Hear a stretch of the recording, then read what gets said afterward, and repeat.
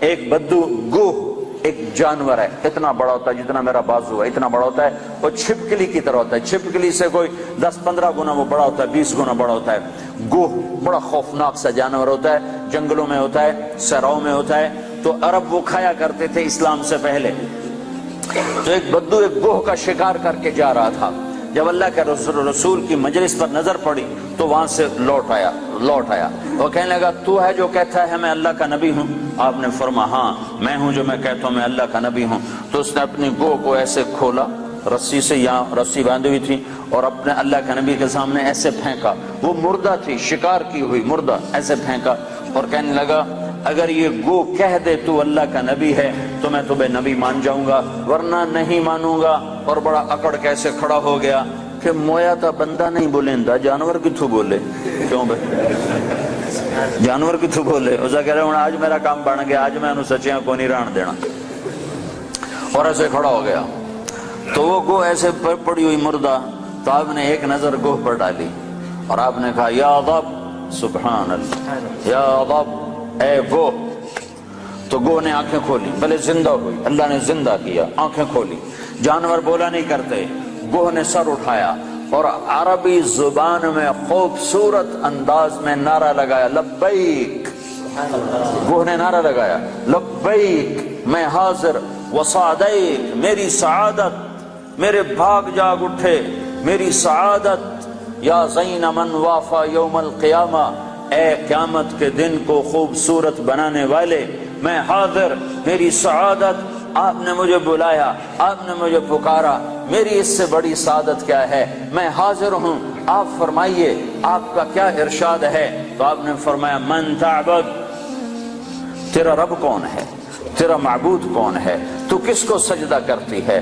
تو گوہ نے کہا من فی السماء عرشہ، یا رسول اللہ میں اس کے آگے سر جھکاتی ہوں جس کا عرش آسمانوں پر، وفی الارض سلطانہ، جس کی سلطنت زمینوں پر، وفی البحر سبیلہ، جس کے راستے سمندر میں، فی الجنت رحمتہ، جس کی رحمت جنت میں، وفی النار عقابہ، جس کا عذاب جہنم میں، میں اس رب کی بندگی کرتی ہوں۔ آپ نے فرمایا من انا، میں کون ہوں؟ اب بدو کی آنکھیں پھٹی ہوئی حیران پریشان، آپ نے فرمایا من انا، میں کون ہوں، میں کون ہوں؟ تو گوہ نے کہا انت رسول رب العالمین، آپ رب العالمین کے رسول ہیں، سبحان اللہ۔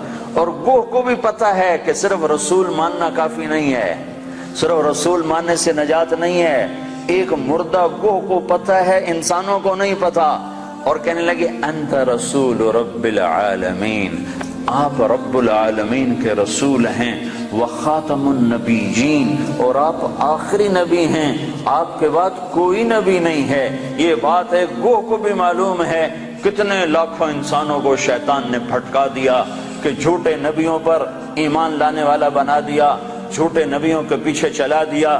ایک مردہ گو گواہی دے رہی ہے کہ یہ صرف محمد رسول اللہ نہیں ہے، اتنا کہنے سے تم ایمان والے نہیں بن سکتے ہو، تمہیں یہ ساتھ ایمان لانا پڑے گا کہ آپ کے بعد کوئی نبی نہیں، جو آپ کے بعد کسی نبی کو نبی مانے گا وہ دائرہ اسلام سے خارج ہو جائے گا، نہ اس کی نماز قبول ہے، نہ روزہ قبول ہے، نہ حج قبول ہے، نہ صدقہ قبول ہے، نہ مسجد قبول ہے، نہ محراب قبول ہے، نہ ممبر قبول ہے۔ محمد مصطفیٰ صلی اللہ علیہ وسلم کی ختم نبوت اور آپ کا آخری نبی ہونا ایک جانور کو بھی پتہ ہے، جانور کو بھی پتہ ہے کہ یہ آخری رسول ہیں، آخری نبی ہیں، لیکن آپ نے فرمایا تھا کہ میرے بعد سلاطون دجالون کذابون، میرے بعد 30 جھوٹے نبی آئیں گے، قیامت تک 30 جھوٹے نبی آئیں گے، وہ سارے کے سارے دجال ہوں گے، کذاب ہوں گے، جھوٹے ہوں گے، جو ان پہ ایمان لائے گا وہ دائرہ اسلام سے خارج ہو جائے گا، کافر ہو جائے گا اور ہمیشہ کی جہنم کا حقدار ہو جائے گا۔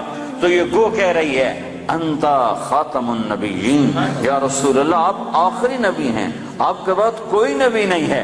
اگلا فتویٰ بھی سنو، اور وہ کہنے لگی قد افلح من صدقک، یا رسول اللہ جو آپ کی مانے گا کامیاب۔ اگلا فتویٰ وقد خاب من کذبک، جو آپ کی نہیں مانے گا وہ ناکام، جو آپ کی نہیں مانے گا وہ ناکام۔ ماننے والے کامیاب، نہ ماننے والے ناکام، ماننے والے کامیاب، نہ ماننے والے ناکام۔ بدو حیران پریشان، آپ نے فرمایا اب کیا کہتا ہے؟ کہتا اب تو تیرا کلمہ پڑھتا ہوں، تو نے تو گو کو بھی بلوا دیا، کمال کر دیا۔